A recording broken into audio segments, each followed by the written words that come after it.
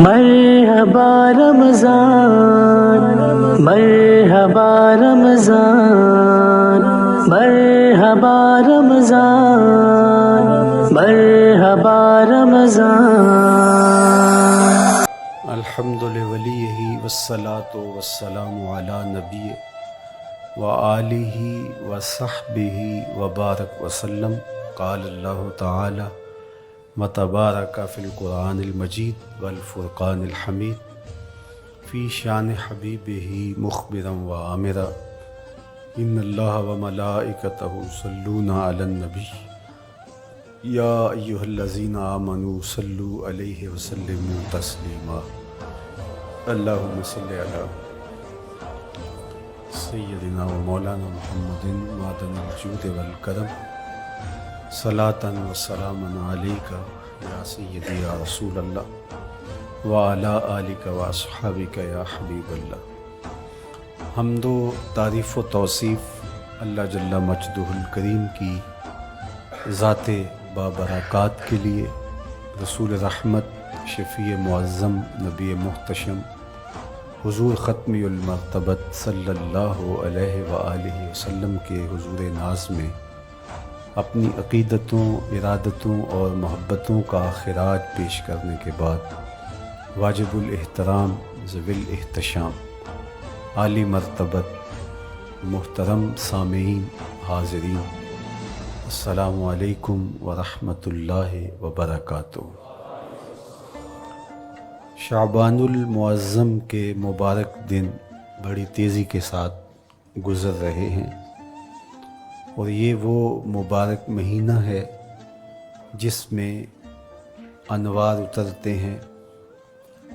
ام المومنین سیدہ عائشہ رضی اللہ تعالی عنہا فرماتی ہیں کہ حضور علیہ السلام کو رمضان المبارک کے بعد سب سے زیادہ روزے شعبان المعظم میں رکھتے ہوئے دیکھا ہے۔ ماہ شعبان میں رمضان المبارک کا شدت سے انتظار کرنا، اس کی ہمیں ترغیب دی گئی ہے، بلکہ رجب کا چاند طلوع ہوتے ہی یہ دعا مانگا کرتے تھے میرے اور آپ کے آقا و مولا کہ اللہ ہمیں شعبان تک اور پھر رمضان المبارک تک پہنچا دے۔ اس مہینے کا آنے والے موسم نور کا استقبال کرنا، اس کے شوق میں بے تابیوں کا اظہار کرنا، یہ اللہ جل شانہ کے ساتھ محبت کی علامت ہے۔ شعبان المعظم کے دن گن گن کے گزارے جائیں کہ اتنے دن رہ گئے ہیں رمضان المبارک میں، اب اتنے دن رہ گئے ہیں رمضان المبارک میں۔ انسانی ذہن میں یہ سوال پیدا ہو سکتا ہے کہ متعینہ وقت پر تو اس مہینے نے آنا ہی ہے، اور اگر زندگی موجود رہی تو اس کو پا ہی لیں گے، تو اس شدت سے انتظار کرنے کا کیا مطلب؟ تو اس کا جواب یہ ہے، بیرون ملک سے کسی کے بزرگ نے، والد نے یا کسی کے بیٹے نے آنا ہو تو وہ 2 ماہ قبل ہی آنکھیں فرش راہ کیے ہوتے ہیں اور گن گن کے دن گزار رہے ہوتے ہیں، اور جو ہی لمحے قریب آتے ہیں تو پھر گھڑیاں اور ساعتیں بھی گنی جاتی ہیں۔ بار بار گھڑی دیکھتے ہیں، ابھی تک پہنچے نہیں، جبکہ یہ طے ہے کہ 5:02 پہ فلائٹ اترے گی۔ تو بار بار گھڑی دیکھنے کا مطلب لاہور سے 2 گھنٹے یہاں گجرانوالہ میں پہنچتے ہوئے لگیں گے، لیکن ہر 10 منٹ کے بعد کہ ذرا پتہ کرو کہاں تک پہنچے ہیں۔ کیا مطلب اس کا؟ مطلب اس کا یہ ہے کہ جب سینے میں کسی کا انتظار رکھا ہوا ہو تو پھر بے تابیاں، بے چینیاں، اضطراب موجود ہوتا ہے۔ ہم دنیا کے لوگوں کے ساتھ جو ربط و رشتہ رکھتے ہیں اس کے مطابق ان کا انتظار ہوتا ہے۔ کچھ آنے والے ایسے بھی ہوتے ہیں جنہوں نے ہمیں بتایا ہوتا ہے کہ فلاں دن ہم پہنچیں گے، اور وہ دروازے پہ دستک دے رہے ہوتے ہیں اور ہم سو کے اٹھ رہے ہوتے ہیں، اور اچانک جب پتہ چلتا ہے کہ فلاں باہر دروازے پہ دستک دے رہے ہیں تو ہم استقبال تو کر رہے ہوتے ہیں، لیکن ہمارے ذہن میں یہ بھی ہوتا ہے وہ میں بھول گیا، تو اب تو یہ کام بھی میرے ذمے ہے، تو مجھے یاد آ گیا ہوتا۔ تو جن لوگوں کے لیے دل میں محبتوں کی جگہ ہو تو ان کے لیے پھر سارے کام مؤخر کر کے ان کے استقبال کیے جاتے ہیں۔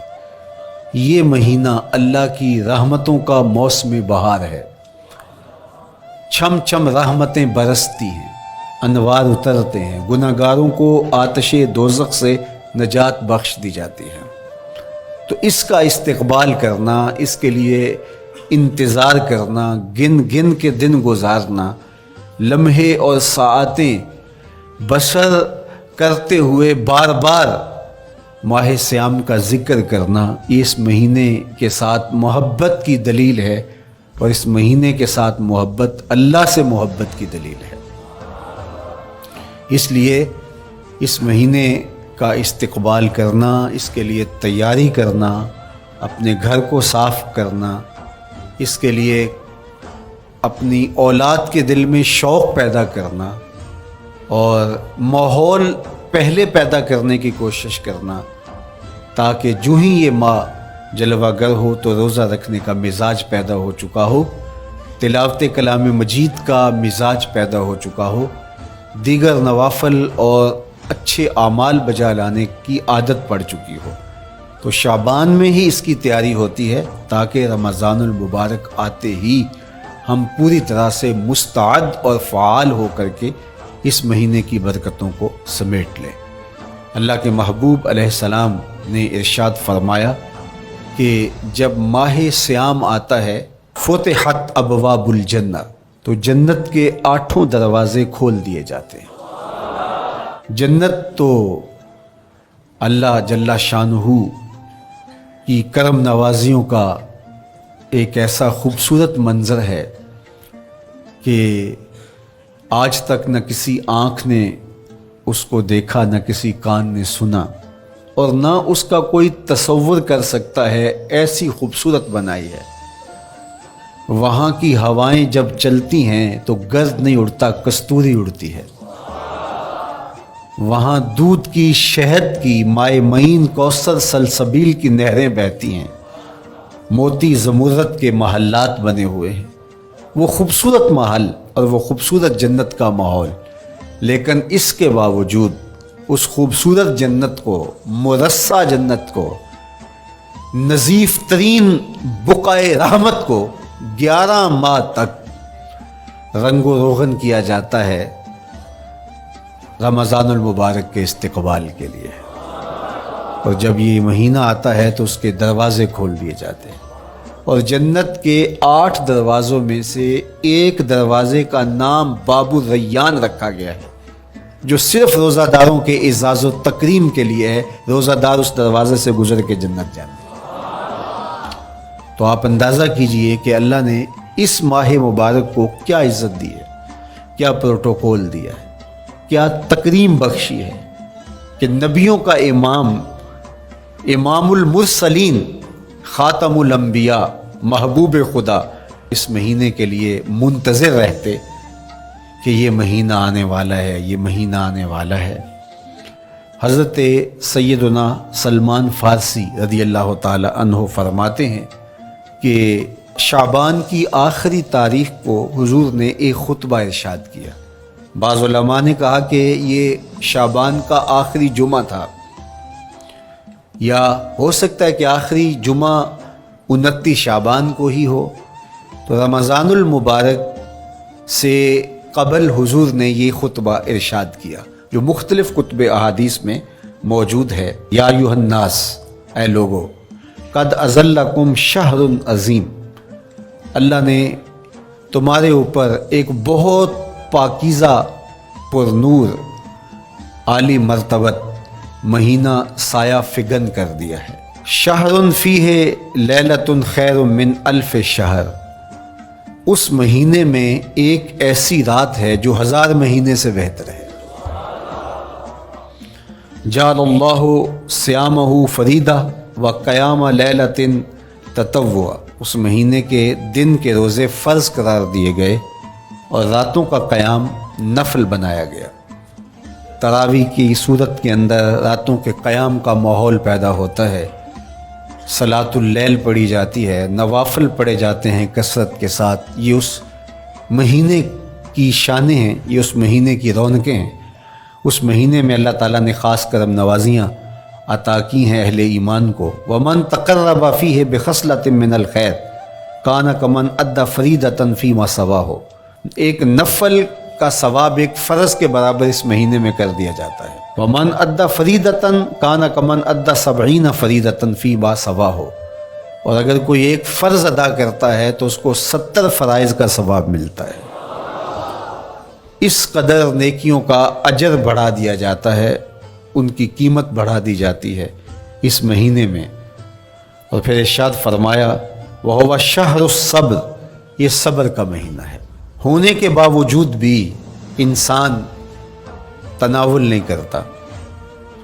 ठंडा मीठा मशरूब मुयस्सर है और ज़ुबान कांटा बन गई, हल खुश्क हो गया, लेकिन इसके बावजूद भी एक घूंट हलक से नीचे उतारने का रवादार नहीं होता। वज़ू करते भी एहतियात करता है, कोई कतरा आब हलक से नीचे न टपक जाए। तो ये सब्र सिखाता है। जब हो भी तो इंसान उससे गुरेज करे, तो जब होगा नहीं तो फिर इंसान सब्र का आदी बन जाता है। तो ये सब्र की आदत डालता है, ये शहरुस सब्र है। फिर फरमाया वस्सब्रु सवाबुहु अल जन्ना, और सुनो सब्र का सवाब जन्नत है। जो शख्स साबिर होता है उसका सिला जन्नत की सूरत में अता किया जाएगा। व शहरुल मवासात, और ये हमदर्दी का महीना है, बाहमी प्यार का महीना है, उल्फतें बांटने का महीना है, नरम दिली का महीना है, एक दूसरे के एहसास का महीना है। जब कोई शख्स भूख और प्यास काटता है तो उसको फिर महसूस होता है, बिलखुसूस उमरा, कि भूख क्या बला होती है। और जो नाने शबीना को तरसते हैं और जिन्हें खाना मुयस्सर नहीं आता, उनकी ज़िंदगियाँ कितनी तल्ख होती हैं। तो भूख और प्यास एहसास पैदा करती है उन लोगों का कि जो अल्लाह की दी हुई नेमतों से महरूम हैं। तो इसलिए ये एक किस्म का रहम दिली का महीना है, प्यार बांटने का महीना है, ये उल्फतें तकसीम करने का महीना है। व शहरुन युज़ादु फ़ीहि रिज़्क़ुल मोमिन, और ये ऐसा मुबारक महीना है जिसमें मोमिन का रिज़्क़ बढ़ा दिया जाता है। रोज़ा खाना बचाने के लिए, ये अखराजात कम करने के लिए नहीं है, बल्कि इसमें आपका रिज़्क़ और बढ़ जाता है। ऐसी ऐसी नेमतें खाने को उन लोगों को भी नसीब हो जाती हैं आम दिनों में जो उनका मकसूम नहीं होती। दस्तरखान लगते हैं, इफ्तारियाँ होती हैं, सहरी के लम्हात होते हैं। कोई किसी को वैसे खाना खिलाए तो उस दस्तरखान पे खाने के लिए आना उसका और रंग होता है। लेकिन इफ्तार का दस्तरखान जब बिछता है और लोग जब उसके ऊपर आते हैं, अमीर भी आते हैं, गरीब भी आते हैं, तो अल्लाह की दी हुई नेमतें जो दस्तरखान पे पड़ी होती हैं उनको उठाते हैं, कामो दहन की तस्कीन का सामान करते हैं। इज़्ज़त नफ्स भी मजरू नहीं होती और तरह तरह की नेमतें खाना भी दस्तयाब हो जाती हैं। तो ये एक महीना है मवासात का, इसमें रिज़्क़ बढ़ जाता है। गुरबा तक भी अल्लाह की नेमतें वो पहुँचती हैं जो आम दिनों में उनको मुयस्सर नहीं होती, और उमरा भी नेमतों का लुत्फ़ लेते हैं, नेमतों का मज़ा उन्हें आता है, इसलिए कि भूख काटने के बाद जब उनको नेमत मुयस्सर आती है तो फिर उन्हें एहसास होता है। जो शख्स हर वक्त सैराब रहता है तो उसको क्या पता कि शदीद भूख के बाद खाने का लुत्फ़ क्या होता है। सख्त प्यास के बाद मीठा और ठंडा मशरूब जब रगों को तर करते हुए मैदे तक पहुंचता है तो उसकी तरावत, उसकी ठंडक, उसकी लज्जत, उसका कैफो सुरूर, उसकी अजूबत किस तरह राहत बख्शती है। इसीलिए मेरे और आपके आका और मौला ने एक दूसरे मुकाम पर इरशाद फरमाया, लिस्साइम फरहतान, फरहतुन इंदा फित्रही व फरहतुन इंदा लिकाए रब्बे। रोज़ेदार के लिए दो खुशियां हैं। एक खुशी उसे तब मिलती है जब वो रोज़ा इफ्तार करता है, वो लम्हे मुसर्रतों के होते हैं, एक रूहानी एहसास होता है। इतना लंबा दिन, इतना सख्त दिन, गर्मी की शिद्दत, मालिक तेरा शुक्र है लम्हा इख्तिताम पहुंचा और ये इतना लंबा दिन तेरे हुक्म की तामील करते हुए बसर हो गया।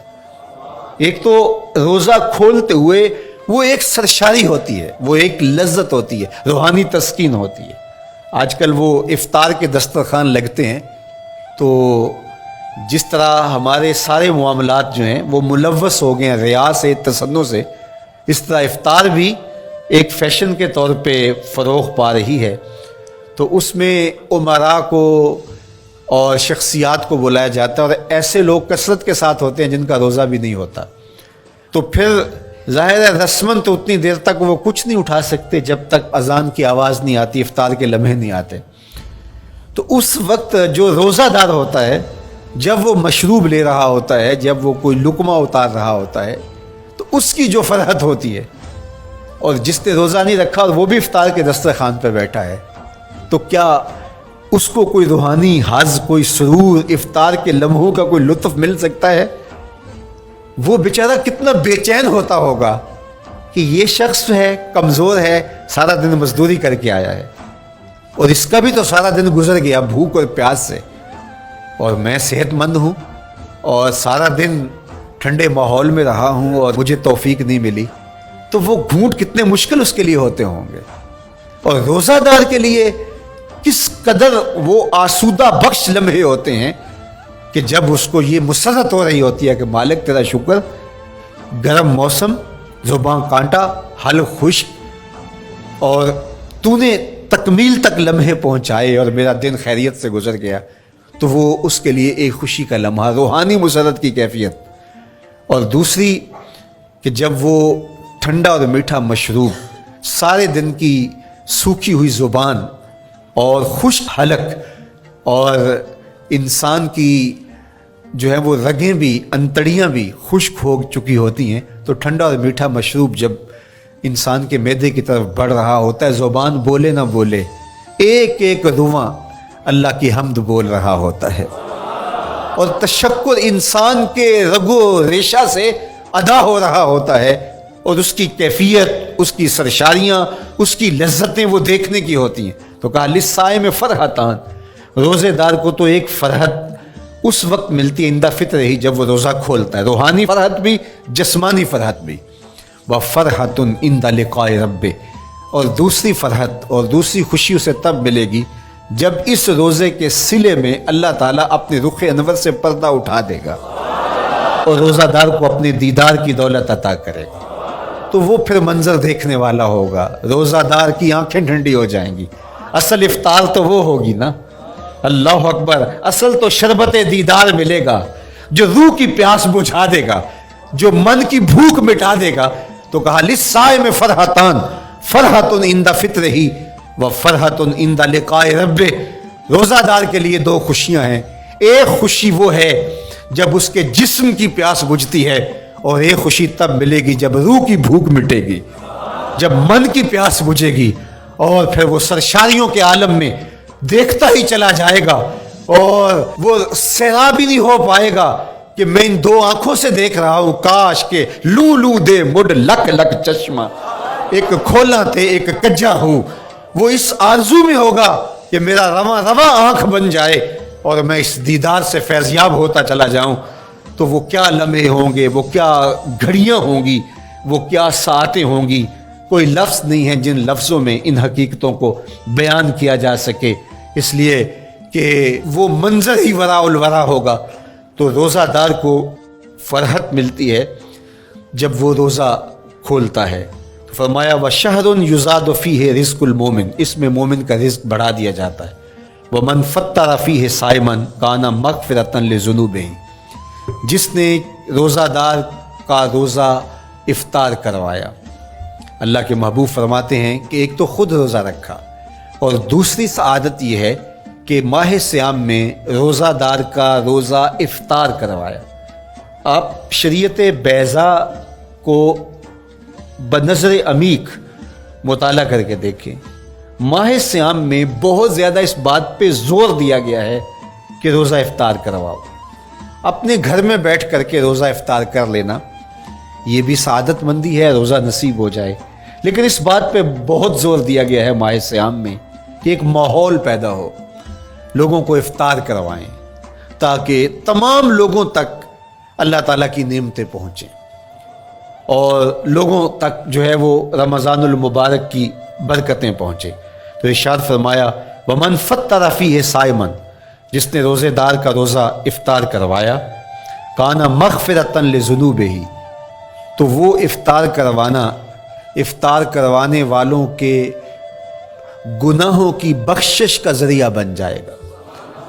یہ افطاری گناہوں کی مغفرت کا سبب بن جائے گی. وَإِتْقَ رَقْبَتِهِ مِنَ النَّارِ، اور آتش دوزخ سے گردن کی آزادی کا مجدہ جاں فضا بن جائے گا یہ امر کہ اس نے کسی کا روزہ افطار کروایا.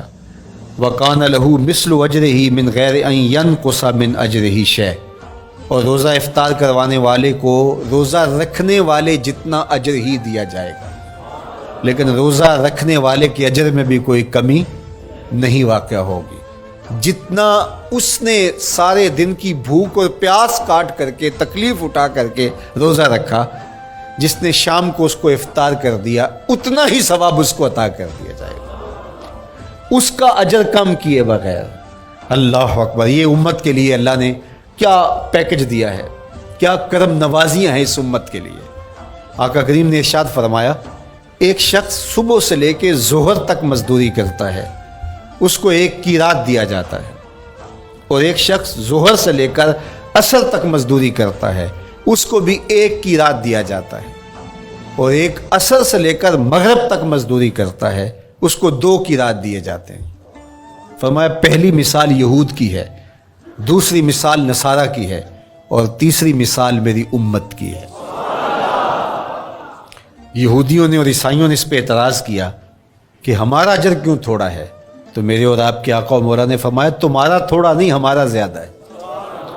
آج کل اگر 1000 روپیہ مزدوری چلتی ہو مزدور کی، تو کوئی شخص صبح سے شام تک ایک شخص سے مزدوری کروائے اور 1000 روپیہ دے دے، اور دوپہر کو اڈے سے جا کے ایک مزدور اور لے آئے اور شام کو اس کو بھی 1000 روپیہ دے آئے، اور ایک شخص کو عصر کے وقت لائے اس کو 2000 روپیہ دے دے، تو 1000 والا کہے کہ میرے سے زیادتی ہوئی ہے، تو اس سے زیادتی تو نہیں ہوئی، اسے تو پوری مزدوری دی گئی ہے.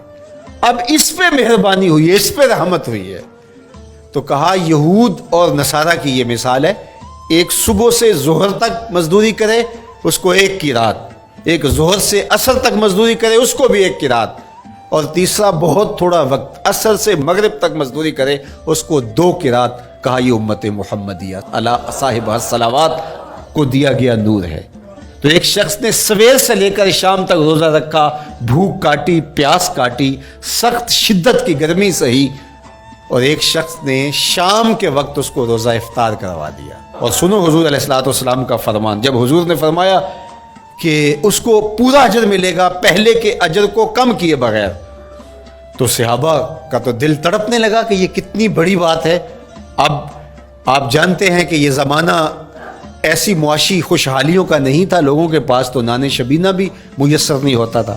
تو صحابہ نے جو سوال کیا، قالوا یا رسول اللہ صلی اللہ علیہ وسلم، انہوں نے کہا اے اللہ کے پیارے رسول صلی اللہ علیہ وسلم، لیسا کلنا یجد ما یفطر الصائم، ہم میں سے تو ہر بندہ یہ طاقت نہیں رکھتا کہ روزہ دار کو روزہ افطار کروا دے. تو یہ اتنی بڑی سعادت، تو یہ تو پھر اہل زر ہی یہ سعادت حاصل کر پاتے ہیں. ہمارے جیسے لوگ تو پھر جو مال و دولت نہیں رکھتے تو وہ تو پھر یہ سعادت نہیں حاصل کر پائیں گے. تو میرے اور آپ کے آقا و مولا نے کیا فرمایا؟ قال، حضور نے ارشاد فرمایا یؤت اللہ ھذا الثواب، یہ ثواب اللہ اس شخص کو بھی عطا کرے گا، من فطر صائما علی مزقۃ لبن او تمرۃ او شربۃ من ماء. فرمایا کہ یہ اجر اللہ اس کو بھی عطا کرے گا جس نے کسی کا روزہ 1 گھونٹ دودھ سے کھلوا دیا یا 1 کھجور سے کھلوا دیا یا پانی کے ایک گھونٹ سے اس کا روزہ افطار کروا دیا. لازمی نہیں ہے کہ دسترخوان سجا ہو, انواع اقسام کے کھانے پڑے ہوں اور وہ افطاری ہی افطاری قرار پائے گی. جس نے کسی کو وہاں باہر ٹوٹیوں سے پانی کا گلاس بھر کے, کٹورا بھر کے سادہ پانی بھی پیش کر دیا تو اس کو بھی ثواب مل جائے گا. کتنا ثواب ملے گا؟ پورا روزہ رکھنے کا ثواب اس کو ملے گا. کتنی رحمتوں کی لوٹ سیل لگی ہے. کوئی ایسے بھی بانٹتا ہے, کوئی ایسے بھی کرم نوازیاں ہوتی ہیں, لیکن میرے رب کے خزانے کتنے کھلے ہیں. میں نے مدینہ المنورہ میں ایک شخص کو دیکھا کہ وہ روزے کے وقت وہاں سے ہی گلاس لیتا اور زمزم سے بھرتا اور روزہ داروں کے آگے رکھتا چلا جاتا. اور روزانہ اس کا یہ عمل ہوتا. نماز عصر کے بعد شروع ہوتا, جتنی اس کی پہنچ ہوتی ہر ایک کے آگے رکھتا چلا جاتا. پانی بھی وہاں سے لیا, گلاس بھی وہاں سے لیا. اللہ اکبر. فرمایا دودھ کا ایک گھونٹ یا پانی کا ایک گلاس یا ایک کھجور اس نے کسی کو پیش کی اور اس نے اس سے روزہ کھولا. اللہ کے محبوب فرماتے ہیں پہلے کے اجر میں بغیر کسی کمی کے اس کو پورا ثواب روزے کا نصیب ہوگا. اللہ اکبر. اب سنو, پھر حضور نے ارشاد فرمایا ومن اشبع صائمن, اور جس نے صحیح اہتمام کے ساتھ روزے دار کو اچھا کھانا کھلایا, اچھی پرتکلف افطاری دی, سقاہ اللہ من الحوض شربتا لا یظمأ حتی یدخل الجنہ, اس کو حوض کوثر سے ایسا جام ملے گا کہ اس کو کبھی پیاس نہیں ملے گی یہاں تک کہ جنت میں چلا جائے گا. اللہ اکبر. اس کو کوثر کے جام نصیب ہوں گے حشر کی گرمی میں. اور آپ کو معلوم ہے, علماء سے آپ نے بارہا سنا ہوگا کہ جام کوثر جس نے ایک بار پی لیا پھر 50,000 سال کے دن میں اس کو دوبارہ پیاس نہیں لگے گی. یہ جام کوثر کی خصوصیت ہے. فرمایا وَهُوَ شَهْرٌ أَوَّلُهُ رَحْمَةٌ, یہ وہ مہینہ ہے جس کے پہلے 10 دن رحمت ہیں اور اس کا درمیانی عشرہ مغفرت ہے. وَآخِرُهُ عِتْقٌ مِّنَ النَّارِ, اور اس کا آخری عشرہ جو ہے وہ آتش دوزخ سے نجات کا ضامن ہے. فَاسْتَكْثِرُوا فِيهِ مِنْ 4 خصال, کہا کہ 4 کام اس مہینے میں کثرت کے ساتھ کرو. خصلتان ترضون بہما ربکم, 2 کام تو وہ ہے جس سے تم اپنے رب کو راضی کرو گے. وخصلتان لا غنا بکم عنہما, اور 2 کام ایسے ہیں کہ ان سے بے نیاز نہیں ہو سکتے تو وہ تمہیں کرنے پڑیں گے. اما الخصلتان اللتان ترضون بہما ربکم, وہ 2 خصلتیں 2 کام جن کے ذریعے سے تم اپنے رب کو راضی کر سکو. فشہادت اللہ الہ الا اللہ, وہ گواہی دینا ہے لا الہ الا اللہ. وتستغفرونہ, اور تم کثرت سے استغفار کرو, اللہ سے بخشش مانگو. یہ 2 کام تم نے کرنے ہیں. وَأَمَّا الْخَصْلَتَانِ اللَّتَانِ لَا غِنَىٰ بِكُمْ عَنْهُمَا, اور وہ چیزیں جن بغیر تمہیں چارہ نہیں ہے. فَتَسْأَلُونَ الْجَنَّةَ وَتَعُوذُونَ مِنَ النَّارِ, اللہ سے جنت طلب کرو اور دوزخ سے پناہ مانگو. تو یہ 2 کام جو تمہاری ضرورت ہے تم اس مہینے میں کثرت کے ساتھ کرو. تو یہ مہینہ رحمتوں کی لوٹ سیل کا مہینہ ہے. یہ کرم نوازیوں کے امٹتے ہوئے دھارے ہیں. یہ سیل رحمت ہے جو کہ من کی سیرابی کا سبب اور ذریعہ ہے. خوش نصیب ہیں جو ماہ صیام کو خوبصورتی کے ساتھ بسر کرتے ہیں, اس کے آنے سے پہلے استقبال کرتے ہیں, گھروں میں صفائی کریں, اہتمام کریں, مساجد میں اہتمام کریں, تاکہ بچوں میں یہ شوق پیدا ہو کہ ماہ صیام آ رہا ہے. جب ہم بچے تھے تو ہمارے والدین رمضان المبارک سے قبل ہی رمضان المبارک کی تیاریاں شروع کر دیا کرتے تھے. اس وقت گھر میں شربت تیار ہوا کرتے تھے گڑ کے, اور وہ پہلے ہی مائیں گھر میں تیاری کرنا شروع کر دیا کرتی تھی. ایک شوق پیدا کرنا مقصود ہوتا ہے. تو کچھ چیزیں ایسی ہیں کہ آرڈر لکھیں اور 1 سیکنڈ میں گھر پہنچ جائے, لیکن کچھ چیزیں یہ جو ہے وہ تیار کرنی چاہیے, شوق پیدا ہو. گھروں کے اندر ماؤں کو چاہیے کہ افطاری کو اہتمام کے ساتھ تیار کریں تاکہ بچوں کو شوق پیدا ہو اور یہ ایک ماحول پیدا ہو, قرآن مجید کی تلاوت کا ماحول پیدا ہو, جاگنے سونے کے جو ہے وہ شیڈول مرتب کیے جائیں, مساجد کی آبادی کا سامان کیا جائے. پچھلے سال تو بڑا اداس رمضان گزرا, اس لیے کہ کرونا کے حوالے سے جس طرح ملکی حالات تھے وہ آپ کے سامنے تھے. اس مرتبہ الحمدللہ اس طرح کے حالات نہیں ہوں گے. کچھ SOPs کو آپ کو فالو کرنا ہوگا، لیکن مسجدوں کی انشاءاللہ رونقیں بحال رہیں گی، اور صلاۃ التراویح اور سحر و افطار کے لمحے، نوافل، تسبیحات، اذکار، نمازوں میں 5 گانہ حاضریاں، یہ کیسا خوبصورت ماحول ہوتا ہے. رحمتیں برس رہی ہوتی ہیں، انوار اتر رہے ہوتے ہیں، اور وہ کیا خوبصورت لمحے ہوتے ہیں اور کیا گھڑیاں ہوتی ہیں. انشاءاللہ امسال مرکز مصطفیٰ کے اندر صلاۃ التراویح کے لیے خاص طور پہ ہم اہتمام کر رہے ہیں. میری آرزو تھی کہ جب مرکز کی تکمیل ہو تو پھر رمضان المبارک کا اہتمام کے ساتھ جو ہے وہ ہم انتظام و انصرام کیا کریں گے، چونکہ اس سے قبل بہت سارے تعمیراتی کاموں کی وجہ سے ہم الجھے رہتے تھے. لیکن اللہ کے فضل سے اب مرحلہ اول کی تکمیل ہو گئی اور مرحلہ ثانی کی طرف ہم بڑھنے والے ہیں. تو اس رمضان المبارک کے اندر ہمارے لیے بیٹھنے کی جگہ، خواتین کے لیے انتظام، افطار کے لیے، سحر کے لیے، دوستوں کے لیے انشاءاللہ خوبصورت اہتمام ہوگا. بہت اچھے قاری قرآن جو ہے وہ صلاۃ التراویح پڑھائیں گے، تو وہ میٹھے اور دل آویز لہجے اور مرکز کا ماحول انشاءاللہ ذکر و فکر کے حلقے بھی ہوں گے، دروس قرآن کے حلقے بھی ہوں گے. تو ایک ماحول انشاءاللہ پیدا ہو، اور انشاءاللہ میں بھی آپ کے ساتھ ماہ صیام میں موجود رہوں گا. افطار کے لمحوں میں بھی، سحر کے لمحوں میں بھی، تراویح میں بھی، نمازوں میں بھی انشاءاللہ. اور پھر جب ہم ہوں گے تو ماہ صیام ہوگا، رحمت کی گھڑیاں ہوں گی، اترتے ہوئے انوار ہوں گے، محبتوں کا ہجوم ہوگا، افطار کے میلے ہوں گے، سحری کے خوشگوار لمحے ہوں گے، قرآن کی دل نواز صدائیں ہوں گی، اور مرکز مصطفیٰ کا نورانی پرکیف سرمدی ماحول ہوگا، اور ہم اپنے رب سے اس کی رحمتیں طلب کریں گے. اللہ ہم سب کو اپنی پناہوں کا حصار دے. والسلام علیکم ورحمۃ اللہ. مرحبا رمضان، مرحبا رمضان، مرحبا رمضان.